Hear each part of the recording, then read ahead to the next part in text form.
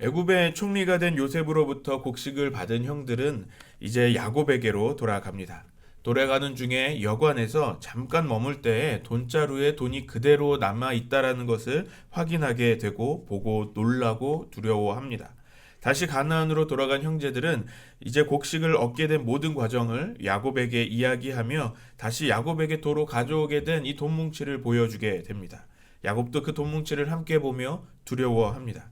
형제들은 베냐민을 데리고 다시 돌아가면 다시 애굽과 무역을 할 수 있을 것이라고 야곱을 속이지만 야곱은 요셉도 이미 잃었고 또 요셉을 잃은 것처럼 시므온도 동일하게 잃었는데 이제 베냐민마저 잃을 수 없다면서 그것을 거절합니다. 르우벤이 자신의 두 아들의 목숨을 담보로 하며 베냐민을 데려오겠다고 말하지만 야곱은 역시 그것을 거절합니다.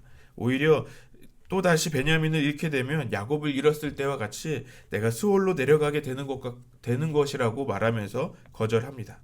오늘 본문에서 우리가 주목해서 보고 싶은 것은 이제 돈 자루를 다시 보고 두려워하는 요셉의 형들의 모습입니다. 우리가 어제 묵상했던 본문에서 이 돈 뭉치에 돈이 그대로 있었던 것은 바로 요셉이 행한 일이라는 것을 우리는 이미 알고 있습니다. 하지만 요셉의 형들은 지금 그 상황을 전혀 모르고 있습니다. 돈자루의 돈은 그 애굽에서 그 곡식의 그 값으로 치러야 하는 그 지불한 값입니다. 그런데 그 돈이 그대로 다시 있다는 것은 다시 말하면 애굽의 입장에서 보면 곡식의 돈을 지불하지 않고 곡식을 가져간 것이 되는 것입니다. 쉽게 말하면 이제 요셉의 형들은 애굽에서 곡식을 훔쳐간 도둑이 되는 것입니다. 정직하게 다시 애굽으로 돌아가서 그 돈을 돌려줄 수도 있겠습니다. 하지만 애굽에서 이미 돈을 지불하지 않고 간 도둑이 되어 있다라는 것이죠. 그러면 이제 다시 돌아간다고 해도 이제 자수하는 그런 도둑밖에 될 수 없는 것입니다. 그래서 형제들은 두려워합니다. 애굽에서 돈을 안 주고 갔다라는 것을 알게 되어서 이제 군인들이 올까봐 또 두려워했을지도 모르겠습니다. 다시 애굽으로 이제 돌아갈 수도 없고 또 그냥 가나안으로 도망갈 수도 없는 그런 상황에 있습니다. 그때 그들이 했던 고백은 다시 한번 보시겠습니다. 28절 말씀을 다시 한번 읽겠습니다. 시작.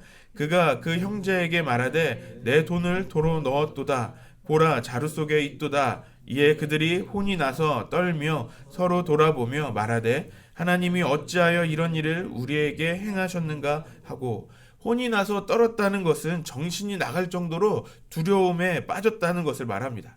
이제 어떻게 해야 할지 전혀 방향을 잡지 못하는 그런 상태에 빠졌다는 것입니다.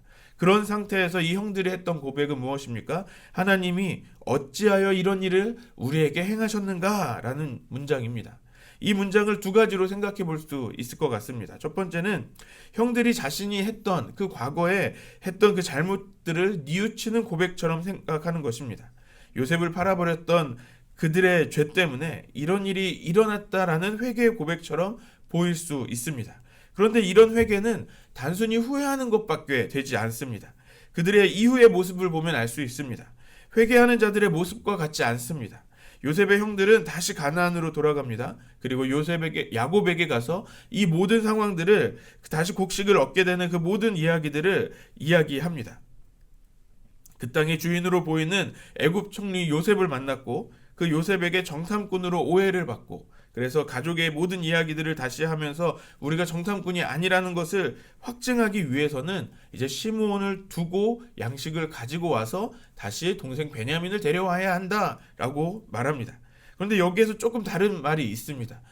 무엇이 다릅니까? 시므온은 요셉에게 의해서 결박당하여서 붙잡혀 있습니다. 그냥 단순히 두고 온 것이라고도 말할 수 없습니다. 또 베냐민을 데리고 오면 다시 애굽으로 데려가면 애굽과 무역을 할 수 있을 것이라고 말했습니다. 그런데 요셉은 베냐민을 데리고 와서 이 정탐꾼이 아니라는 것을 확증하지 않으면 죽을 것이라고 말했습니다. 지금 이 형들은 야곱을 속이고 있습니다. 야곱을 안심시켜서 베냐민을 데려가려고 하는 것일 수도 있겠습니다. 하지만 그들은 분명히 자신들의 잘못을 정말 뉘우치고 그런 사람들의 고백이 아니라 오히려 자신의 생명을 지키기 위해서, 또 다음에 또 혹시나 곡식이 떨어지면 다시 곡식을 구하기 위해서 야곱을 속이고 있습니다. 야곱에게 거짓말을 하고 있다는 것입니다. 이제 베냐민이 돌아가지 않으면, 같이 가지 않으면 시므온의 목숨은 위험해집니다. 형제의 목숨이 위급한 상황에 있음에도 그들은 거짓을 말하고 있습니다. 전혀 회개하는 자들의 모습이라고 볼 수 없습니다. 만약 28절의 고백이 정말 회개의 고백이었다면 그것은 진정한 회개가 아닌 단순히 후회하는 말이었을 것입니다.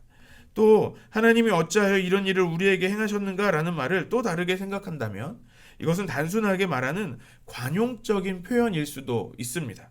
영어로 우리가 Oh my God 이라는 단어를 표현을 쓰면 그것은 맙소사라는 표현입니다.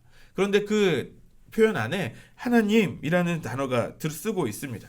그래서 이것을 그냥 문자 그대로 외국에서 사는 사람들은 영어를 쓰는 사람들은 다 하나님을 믿는구나 라고 생각하지는 않습니다. 또 영어에는 놀랍다라는 표현을 쓸 때 예수님의 이름을 부릅니다. Jesus 이런 이야기를 합니다. 이것은 예수님을 찾는 그런 고백이 아닙니다. 그냥 단지 놀라움에 대한 그냥 그런 관용적인 표현, 아무 의미 없는 고백일 뿐입니다. 이 형들의 고백이 단순한 그 관용적인 고백의 표현이었다면 이건 더 심각한 것입니다. 왜냐하면 적어도 하나님의 선택을 받은 민족으로서 하나님이 만드신 상황이라고 그냥 말로만 고백할 뿐입니다. 의미 없는 고백을 하고 있을 뿐입니다. 그 무의미한 말로 하나님을 향해 원망하고 있다라는 것밖에 되는 것이 아닙니다. 형들의 고백이 단순한 후회나 또는 관용적인 표현이 아닌 표현, 그러니까 정말 하나님을 찾으며 자신의 진정한 죄를 고백하며 잘못을 회개하는 그런 고백이었다면 형들의 모습에서는 진짜 회개하는 그 모습이 나타나야 하는 것이 맞습니다. 누가복음 3장 7절과 8절에 보면 요한이 세례를 받으러 나오는 무리에게 이르되 독사의 자식들아 누가 너희에게 일러 장차 올 진노를 피하라 하더냐. 그러므로 회개에 합당한 열매를 맺고 속으로 아브라함이 우리의 조상이라 말하지 말라. 내가 너희에게 이르노니 하나님이 능히 이 돌들로도 아브라함의 자손이 되게 하시리라. 세례 요한이 세례를 받으러 나오는 그런 사람들에게 회개에 합당한 열매를 맺으라고 말합니다. 회개는 단순하게 후회하는 것이 아닙니다. 또 아무 의미 없이 관용적으로 표현하는 것도 아닙니다. 우리가 기도할 때마다 주님 우리를 용서해 주십시오. 우리가 회개합니다 라는 지나가는 표현으로만 회개가 되는 것이 아닙니다. 우리가 그 죄에 대해서 명확히 알고 그 죄에서 완전히 돌이키는 것이 그것이 진정한 회개입니다. 우리가 하나님께 고백하는 이 회개의 고백은 어떤 회개인지 우리가 생각해 볼 필요가 있습니다. 단순하게 후회하고만 있지 않은지 아니면 우리가 기도할 때마다 그냥 관용적으로 표현하는 것, 그냥 지나가는 표현으로 무의미하게 회개한다라고 표현하고 있지 않는지를 우리가 점검해 볼 필요가 있습니다. 누구보다 우리의 기도를 들으시는 하나님은 우리의 회개가 어떤 회개인지 잘 알고 계십니다. 그리고 우리 자신이 이미 그 회개 고백을 할 때 그 고백이 진정한 회개였는지 아니면 단순한 후회 또는 지나가는 고백이었는지를 이미 우리 자신이 더 잘 알고 있습니다. 우리의 회개가 오늘 요셉의 형들과 같이 말로만 끝나는 그런 회개가 되지 않기를 바랍니다. 세례 요한이 선포한 것처럼 회개에 합당한 열매를 맺는 거룩한 백성으로 우리는 살아야 합니다.